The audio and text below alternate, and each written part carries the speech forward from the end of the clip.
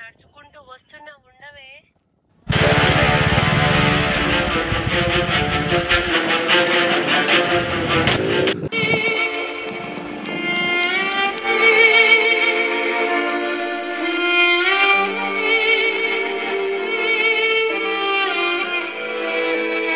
తల్లి నువ్వే నాకు దారి చూపించాలి.